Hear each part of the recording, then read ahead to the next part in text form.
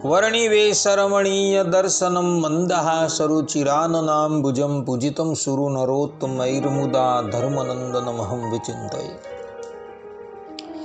असतो मा षड्गमय तमसो मा ज्योतिर्गमय मृत्युर्मा अमृतं गमयः। ओम शांति शांति शांति। अस्मद्गुरु समारंभां नाथयामुन मध्यमां लक्ष्मीवल्लभपर्यन्तां वंदे गुरु परंपरा।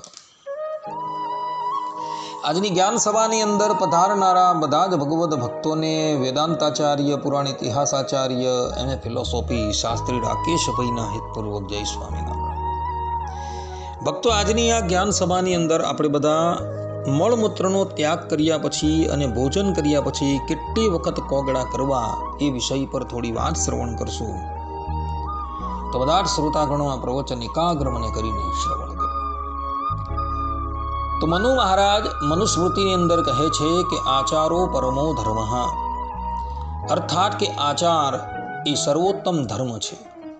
અને વશિષ્ઠ ઋષિ વશિષ્ઠ સ્મૃતિમાં કહે છે કે આચારહીનો ન પુનંતિ વેદ, અર્થાત કે આચારહીન મનુષ્યને વેદો પણ પવિત્ર કરી શકતા નથી. અને એટલે માટે મહર્ષિઓએ આચાર પર ઘણો ભાર મૂકેલો છે. મહર્ષિઓએ પોતાના ધર્મશાસ્ત્રની અંદર મળમૂત્ર ત્યાગ કર્યા પછી શરીરની શુદ્ધિ કેવી રીતના કરવી જોઈએ એનું પણ વિધાન કરેલું છે. જેમ કે મનુસ્મૃતિના 5મા અધ્યાયના 136મા શ્લોકની અંદર મનુ મહારાજ કહે છે કે શૌચ પછી લિંગમાં 1 વાર, ગુદાદ્વારમાં 3 વાર, ડાબા હાથમાં 10 વાર, પછી બંને હાથમાં 7 વાર તથા બંને પગોમાં 3 વાર અલગ અલગ માટી લગાડવી અને તે દ્વાર સાફ કરવા જોઈએ અને પછી સ્નાન કરવું જોઈએ. આ પ્રમાણે મનુ મહારાજે મળત્યાગ પછી શુદ્ધિનું વિધાન કરેલું છે. તે જ પ્રમાણે ભગવાન સ્વામિનારાયણ સત્સંગી જીવનના 5મા પ્રકરણમાં મૂત્ર ત્યાગ કર્યા પછી ડાબા હાથને માટીથી 4 વખત અને બંને હાથ ભેગા કરીને 2 વખત ધોવાની આજ્ઞા કરે છે અને ત્યારબાદ પગ ધોવાની આજ્ઞા કરે છે. આ પ્રમાણે મનુ મહારાજે તથા ભગવાન સ્વામિનારાયણે મળમૂત્રના ત્યાગ પછી શુદ્ધિ કેવી રીતના કરવી એનું વિધાન કરેલું છે.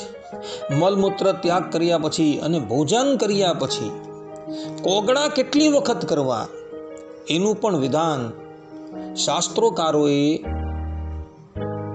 પોતાના શાસ્ત્રોમાં લિપિબદ્ધ કરેલું છે. જેમ કે દેવી ભાગવત 11મા સ્કંદના 2જા અધ્યાયના 33 અને 34મા શ્લોકમાં ભગવાન વેદવ્યાસજી લખે છે કે પુરીશોત્સર્જને કુર્યાદ ગંડુશાન દ્વાદશૈવતુ ચતુરો મૂત્ર વિક્ષેપો નાતો ન્યૂનાન કદાચન. અને આ જ વાત ધર્મ સિંધુ 3ય પરિચ્છેદની અંદર કાશીનાથ ઉપાધ્યાય પણ લખેલી છે. ત્યાં કાશીનાથ ઉપાધ્યાય કહે છે કે અથ મૂત્રે ચત્વારો ગંડુષઃ પુરીસી દ્વાદશાષ્ટૌ વા ભોજનાંતે ષોડશકાર્યઃ. અર્થાત કે મળ ત્યાગ પછી 12 વાર અને મૂત્ર ત્યાગ પછી 4 વાર અથવા તો 6 વાર કોગળા કરવા જોઈએ અને ભોજન પછી 16 વાર કોગળા કરી મુખની શુદ્ધિ કરવી જોઈએ. આ પ્રમાણે અહીં ભગવાન વેદવ્યાસજી તથા કાશીનાથ ઉપાધ્યાય સ્પષ્ટ રૂપે કહે છે કે મળ ત્યાગ પછી મનુષ્યએ 12 વખત કોગળા કરી મુખની શુદ્ધિ કરવાની છે. મૂત્ર ત્યાગ કર્યા પછી 4 વખત અથવા તો 6 વખત કોગળા કરી મુખની શુદ્ધિ કરવાની છે અને ભોજન કર્યા પછી 16 વખત કોગળા કરી મુખની શુદ્ધિ કરવાની છે, જેથી કરીને ભોજનના કણો પોતાના મુખની અંદર રહી ન જાય. કારણ કે ભોજનના કણો મુખની અંદર રહેવાથી મનુષ્ય રોગનો ભાજી થાય છે અને અકાલ અવસ્થામાં અર્થાત કે યુવાનીમાં એના દાંતો ખરી પડે છે.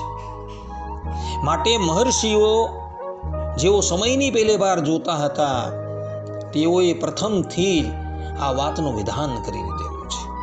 માટે ભક્તો, જ્યારે તમે મળમૂત્રનો ત્યાગ કરો અને ભોજન કરો અને તે પછી મુખની શુદ્ધિ કરવાની છે, તો મહર્ષિઓએ જે પ્રમાણે મુખની શુદ્ધિ કરવાની કહી છે એ પ્રમાણે તમે મુખની શુદ્ધિ કરજો. આટલું કહીને હું મારા પ્રવચનને અહીં વિરામ આપું છું. સર્વે સંતુ નિરામયઃ, સર્વે સુખીનો ભવંતુ, સર્વે ભદ્રાણિ પશ્યન્તુ, મા કશ્ચિદ દુઃખ ભાગ ભવેત. અસ્તુ. જય